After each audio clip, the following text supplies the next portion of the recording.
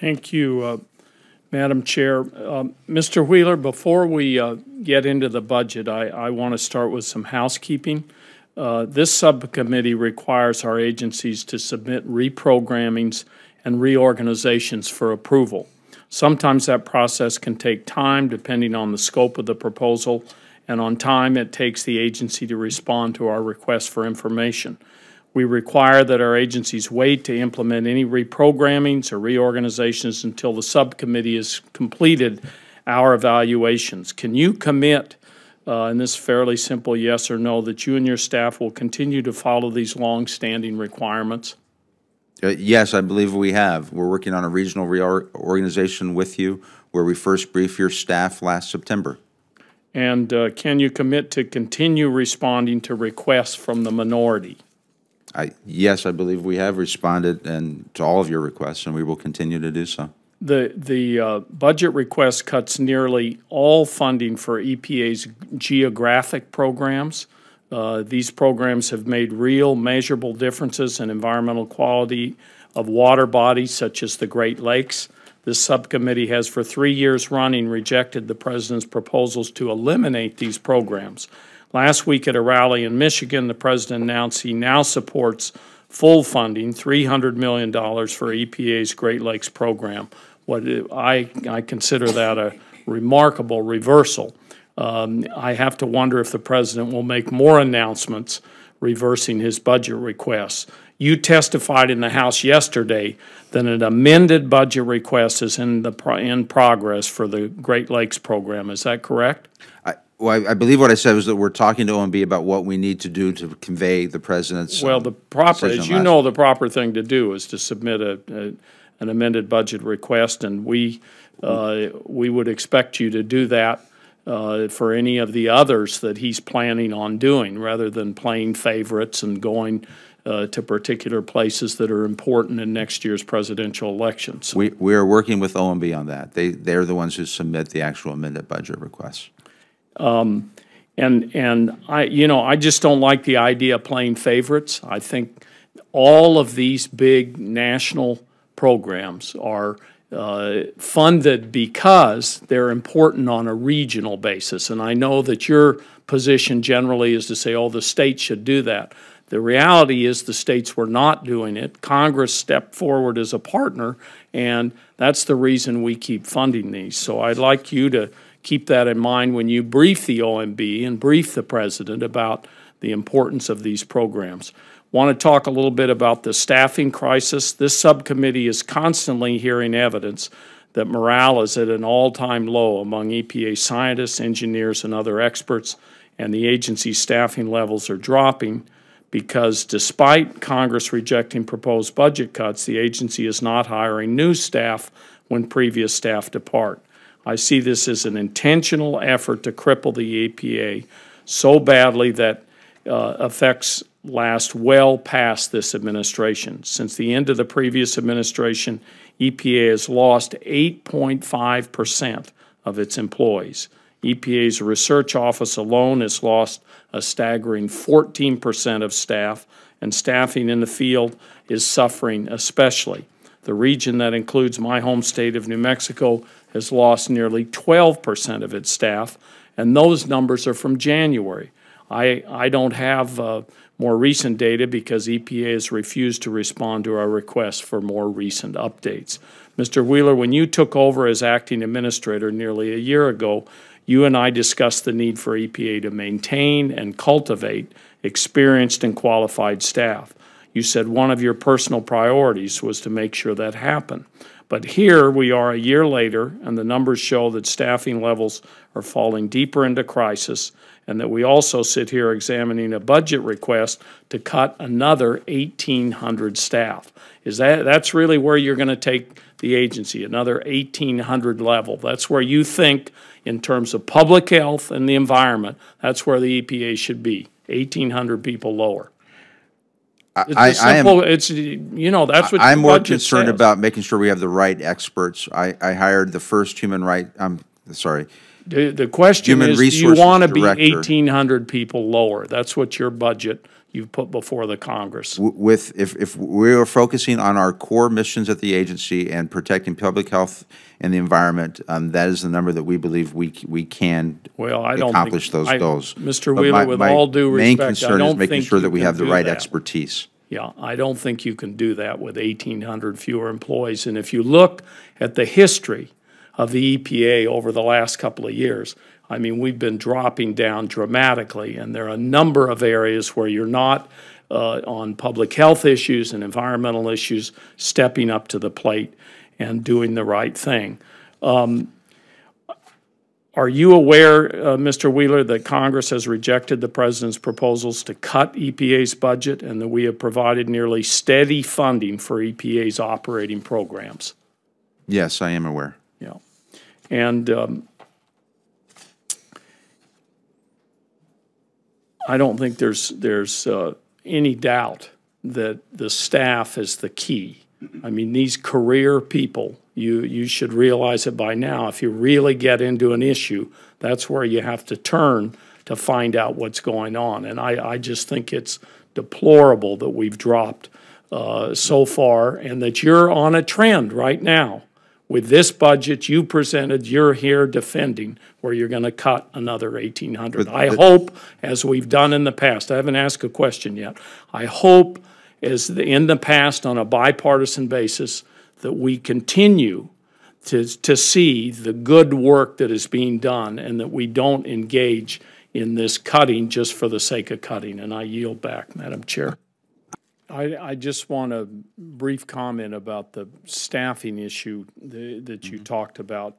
First of all, labor economists have been predicting baby boomer retirement effects for decades. This isn't news. Your agency has simply failed to plan and prepare and deal with the staffing deficit. So my opinion is you've known this was coming. The people in the department have known it was coming. You promised us you were going to be on top of it, and you failed on that front.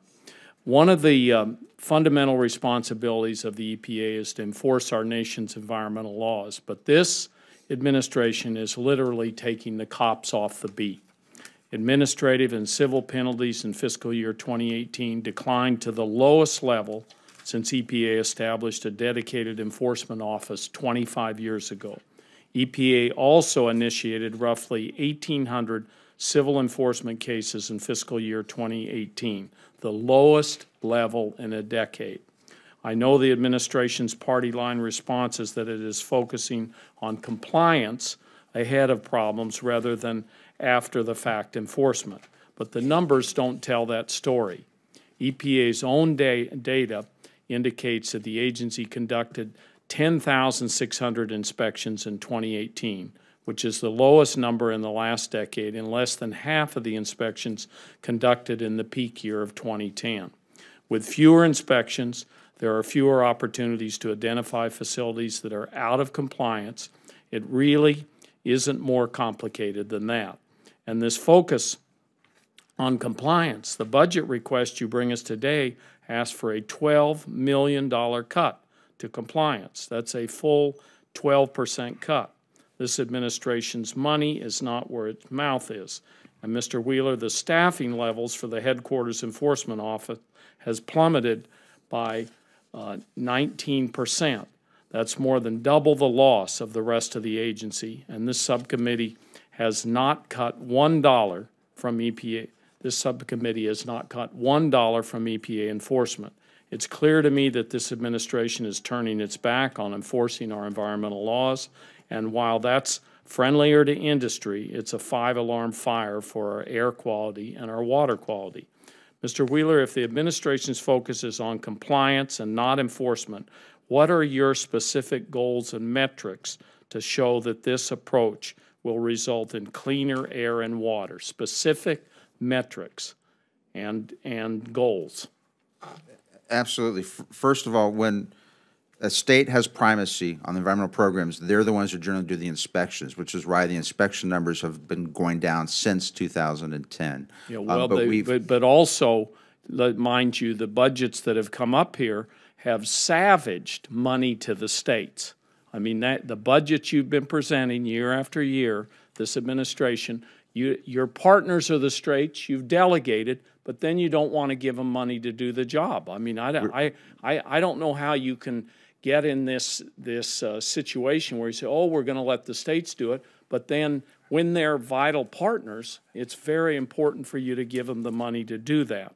But focus in on the metrics. Sure. Show me that what you're doing is providing cleaner air and water to the American public. The past metrics have focused on targeting industry sectors as a sector. What we are now targeting is non-attainment areas to get them to attainment. We're targeting impaired waters to get them to be safe drinking water. So we're focused on the environmental outcome. The pounds of pollution reduced because of our enforcement actions went up last year dramatically. We have stopped over, for example, 1 million aftermarket defeat devices since from being used in the cars here in the United States, which helps us on the non-attainment side because of the auto emissions contributing to non-attainment. In 2019, we've already stopped approximately 2,200 illegal vehicles and engines at the border. So what we're doing is trying to focus on areas where there's non-attainment to get those areas to attainment using our enforcement tools. And I'd point out that last year, the number of criminal cases went up for the first time since 2011. It's been on a downward trend, and we're reversing that trend. So yes, we are focusing on compliance and audits at the beginning of the process, but we're making sure that if people are violating the law, we're taking actions, including criminal action against them. So at both ends of the enforcement spectrum, but in the middle, we are working with the states to provide them more tools so that they do inspections. When we do inspections, and actually we just started this last year, in Region 8 as a pilot. Our inspectors were going out inspecting. Now we do the inspection, and then we provide a written report back to the facility afterwards. That has actually cut down in some of the inspection times of our people because they're spending extra days working on the reports to give the facilities so that they reach compliance faster. Yeah, but mind you, you've also sent a budget up here to cut your compliance 12%. Thank you, Madam Chair. We're as you know, Administrator Wheeler, almost 3 years since the passage of overwhelming bipartisan reform of TSCA. And I know you're aware how involved I was in that. So you can imagine my disappointment when the very first chemical regulation you took, methylene chloride, was a watered-down rule that walks back protections for workers. EPA recently finalized a ban on all consumer uses of the chemical methylene chloride in paint strippers. Inexplicably, the ban failed to cover workers as the original proposed ban did, despite the fact that the vast majority of more than 50 deaths from this chemical have occurred in the workplace. In fact, I've met with the mother of Kevin Hartley, who died at age 21 while working using a methylene chloride-based stripper he had been trained to use. We know that people are dying using these strippers on the job. In finalizing the consumer ban, EPA found unreasonable risk of acute human lethality. That means that EPA has already found that this chemical in paint strippers and coating removers poses an unreasonable risk of acute human lethality. Is that correct? That you found that? Yes, I believe that is. I believe that's correct. But you're being very specific. I want to make sure I don't. I'd like to get back to. I believe you've made the finding. Yeah. Unreasonable risk of acute human lethality. I'm using the actual words of your agency. The answer clearly is yes. EPA found that this chemical in paint strippers and coating removers poses an unreasonable risk of acute human lethality, and the EPA is aware that workers have died using this product on the job. Is that correct? That is, but what we did was institute a comment period for training and certification, which has never been in place before.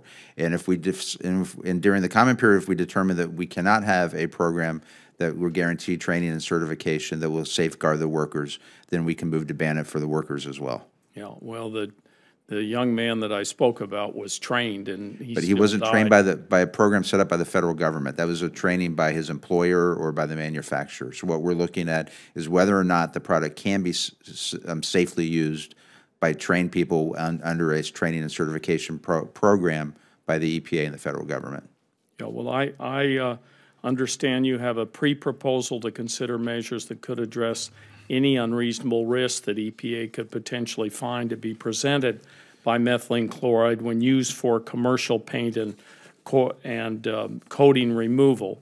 But we know that the EPA has already found that there are unreasonable risks of human lethality from methylene chloride, and we know that workers are at risk. To me, it's clear that workers as well as consumers need protection. I know that Kevin Hartley's mother, Wendy, would agree with that. This is not the TSCA reform we all spent so much time and effort working on. Now, I'd like to turn quickly to an important regulatory issue that EPA is working on in my home state. That's the cleanup of the chemical PFAS. As you know, Mr. Administrator, the way the EPA is set up to interact with the state environment departments is very different from how other agencies are set up. State environment departments have delegated authority, as we've talked about here, for things like the Safe Water Drinking Act and the Resource Recovery Act. So EPA delegates primary enforcement responsibility to states and Indian tribes to clean up the contamination. As you probably know, the state of New Mexico is currently trying to compel the Air Force to clean up PFAS contamination of groundwater that has resulted from firefighting foam used at 2 Air Force bases in New Mexico. And now there's also ongoing litigation.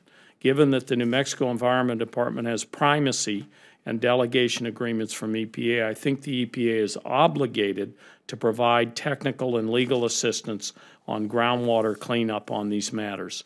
Will you commit to provide EPA's assistance to the state of New Mexico's Environment Department as they work to clean up PFAS contamination?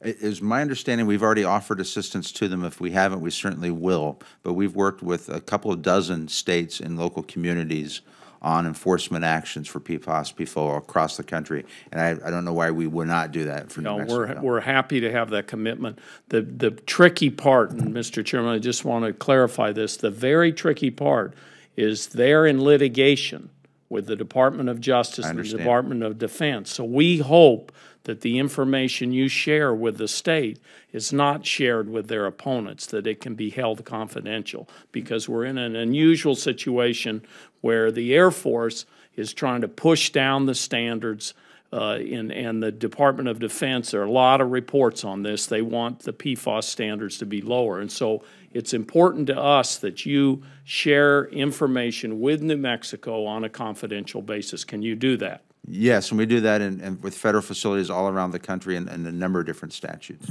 Yeah, thank you very much.